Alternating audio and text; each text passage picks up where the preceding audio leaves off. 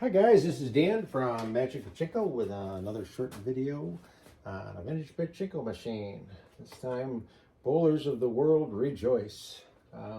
This is, I don't know what year, I think this is a 72, 73.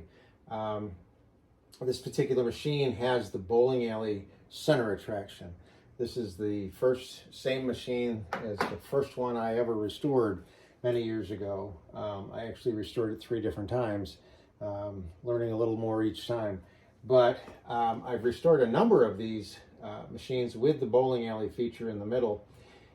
My friend Rudy from Ohio is a professional bowler, and because of that, he had this very cool background made and did at least one of these bowling machines with a background similar to this for one of his bowling friends. So he had sent me this background, and I thought, you know what? I think the next bowling machine I come across, I'll use it instead of a more typical Nisogen background.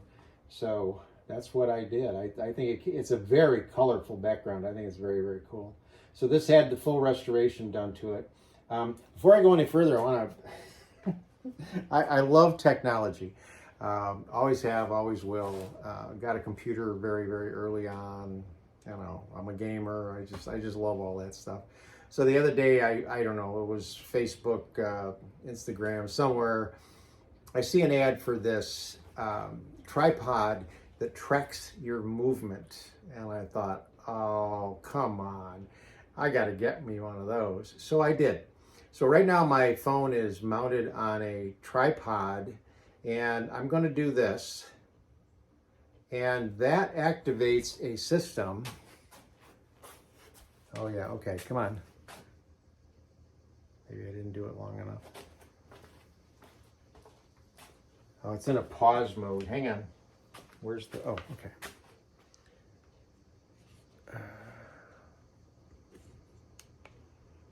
There it goes, okay. So it went into a pause mode, but you see how I'm moving?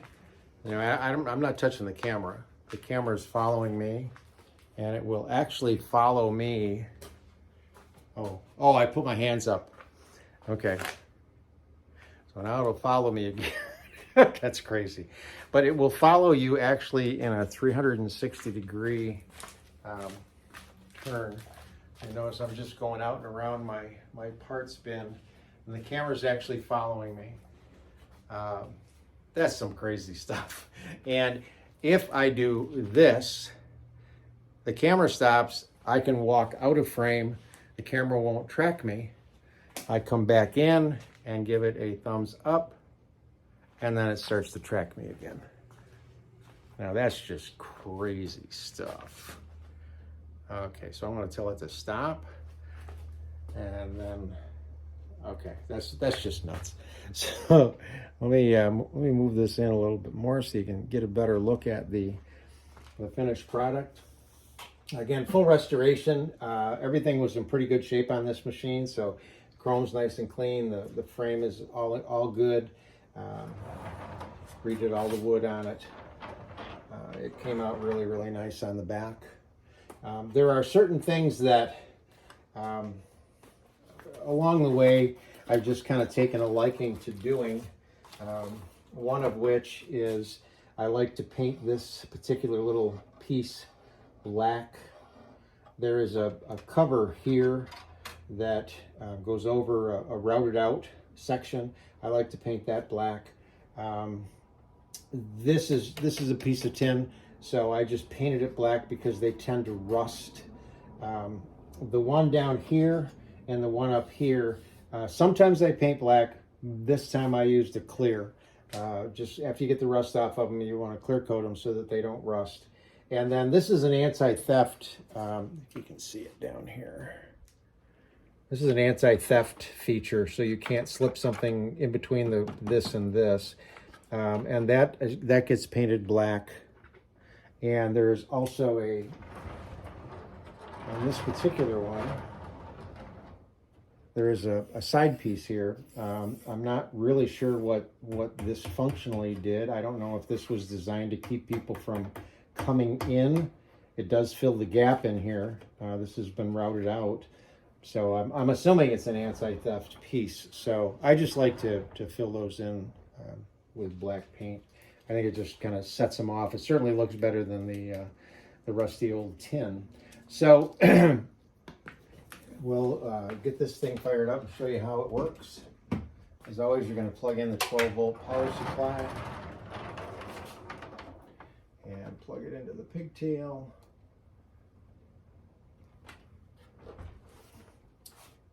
And when you do that, the ball outlight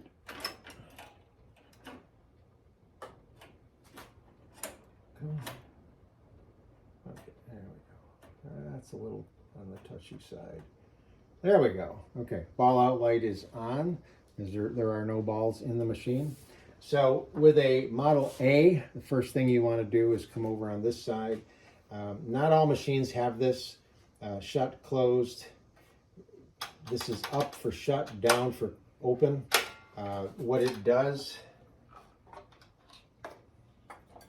if you look in the jackpot chamber, you have two brass tabs, and if you go like that, you see them move. When they're up, it's the what they call the ball dump situation, where it will drop the balls out of the machine. So you want to make sure this is shut. The fingers are down. As the balls come in, they fill up the jackpot chamber and stop. Now, there's one thing on this particular machine that may get well fixed. I guess is not necessarily. It's not something that needs to be fixed. It's just a condition.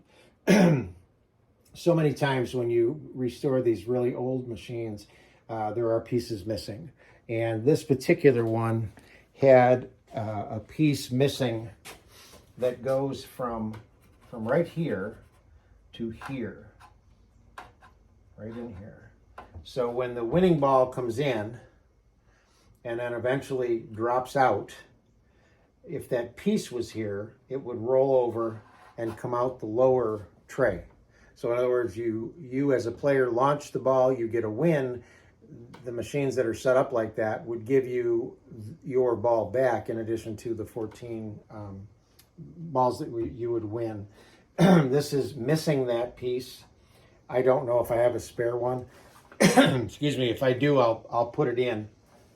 If I don't, and someone ends up with a machine, or someone has a machine like this, then you do need a catch box right here, because the win ball will drop out of this machine, and you need something to catch it. This was custom printed for me by a friend of mine, but not included with the machine, nor do I sell them. So please don't ask about that particular box. So right now the ball outlight is on, and we've got this shut. So we're going to take a handful of balls.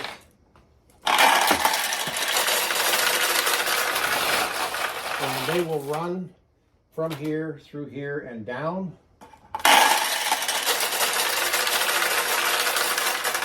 And they'll run across in a double row and fill the jackpot.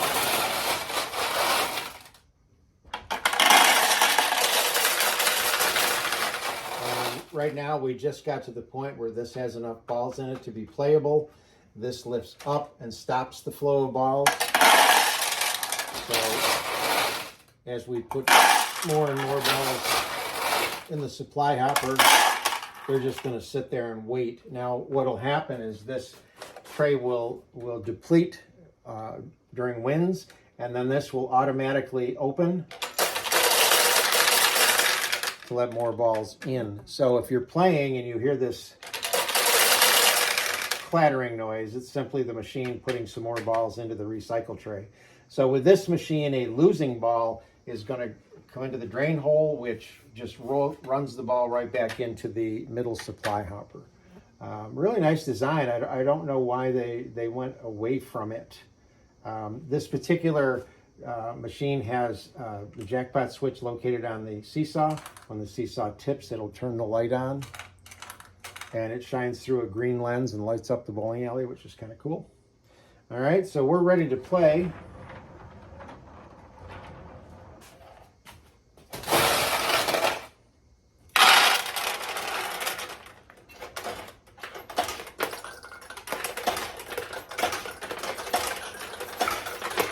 right, there's the wind, there's the light, there's the balls. And again, the winning ball dropped out, stayed outside, did not come back to the player.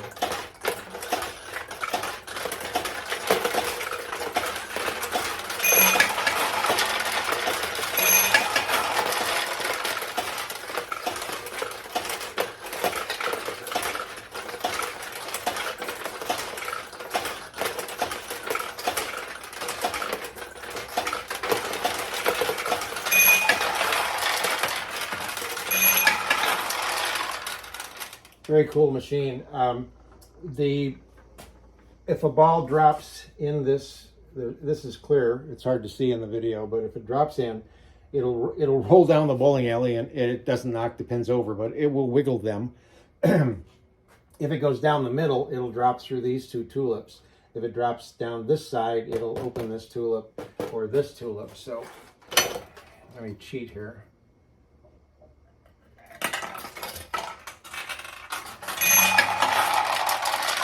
Actually, how do you like that? It opened all the tulips. That was cool.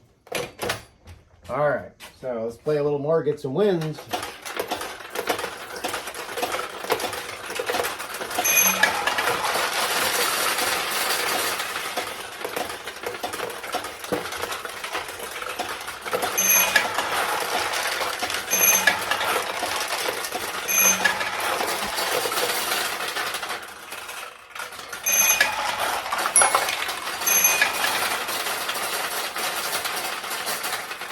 Lots of noise. So that's the probably 72, 73 model Nissan Bowling Alley with the custom background. Hope you like it.